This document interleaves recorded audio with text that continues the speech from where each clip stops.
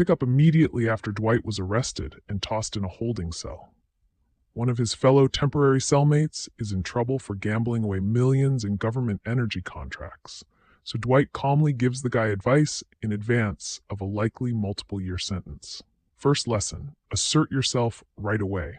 Then he illustrates that point by knocking out the cell's resident loudmouth, adding, "Fkin silence is golden." Back at the bar, Tina is resigned to her father's fate, while Grace is worried about everyone else's, including her own. "We blew away 8 bikers. You don't think the feds are going to dig deeper into their whereabouts?" she wonders. Tyson reminds her that they dumped the bodies down an abandoned mine, so they don't have to worry much. Goody announces that he's going to take over as head of the ragtag family, while Dwight is in jail. A self-appointed post that is not universally agreed upon, and he tasks them with finding new business opportunities. At his arraignment, Dwight is released, with Tina posting his $3 million bail. When a shocked Stacy hears the news, she immediately asks for a transfer.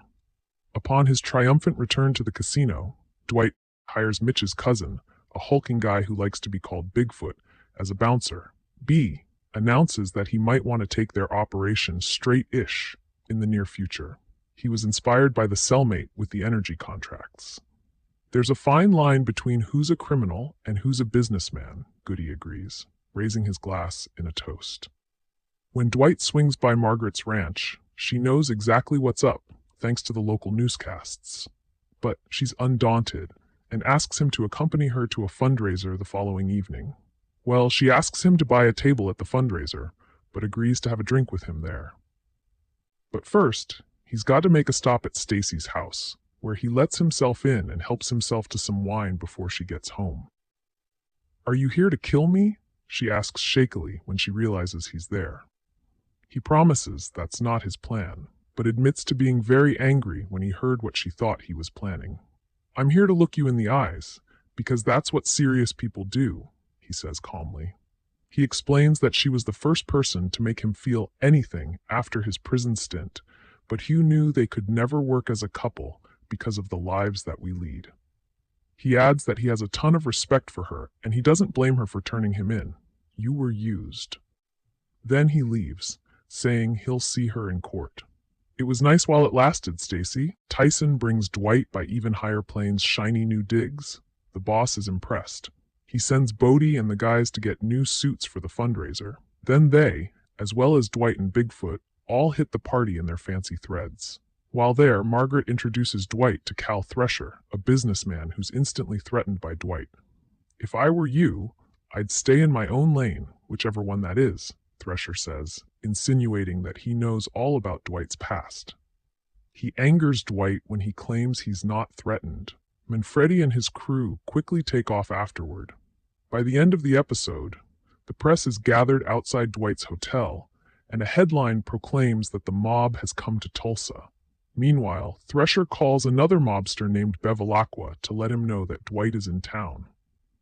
In New York, Chicky is displeased when Jerry brings up the fact that his father's death and the rumors surrounding exactly how it happened, as well as the recent defections from his camp, have other crime families sensing a power vacuum.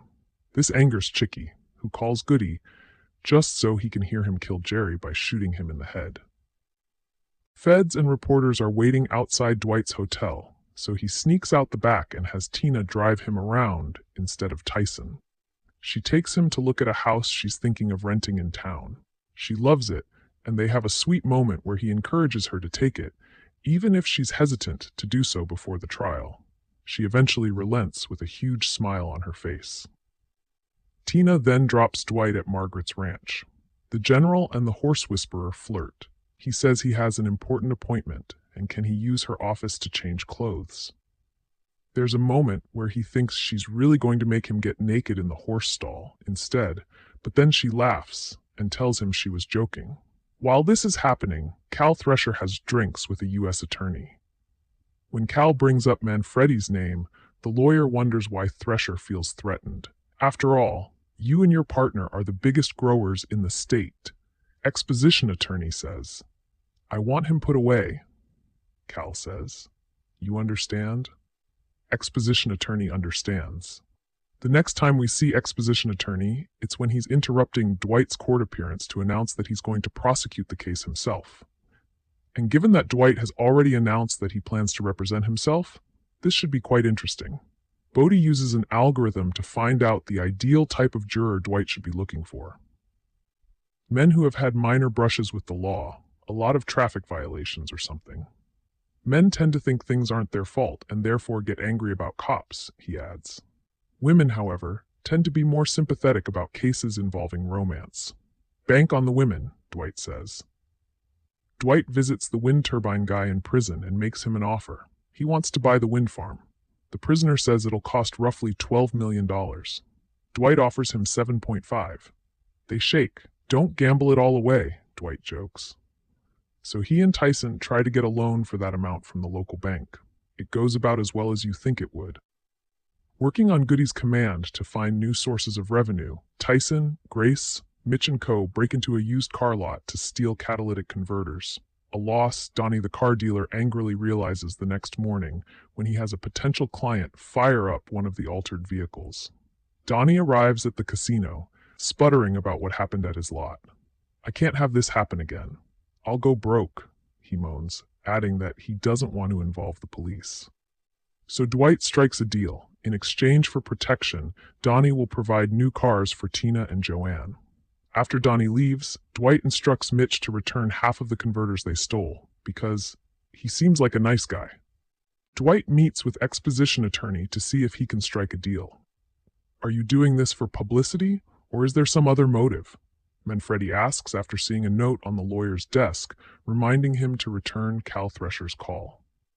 We all answer to someone, Mr. Manfredi, the lawyer replies, adding that Dwight's desire to avoid more jail time makes his proposed deal a non-starter. Even Higher Plane has a huge turnout for its grand opening.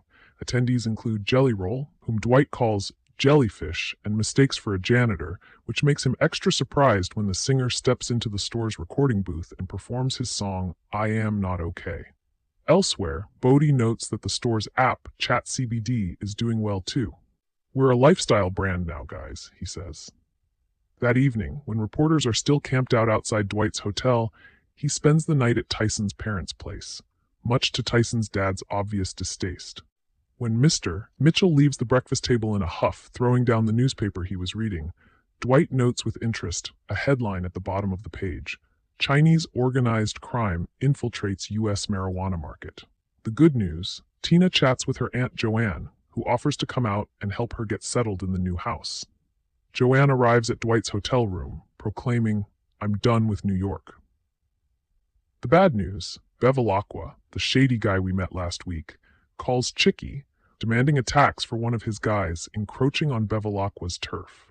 At the end of the hour, Chicky calls Goody to let him know that Bevilacqua is mad. Dwight is on his turf, proposition Goody into deserting Dwight, returning to the Invernizzi family, and becoming Chicky's lead man in Tulsa. I do kinda like it out here, Goody says. Is that a yes? Chicky wonders. It ain't a no, Goody replies.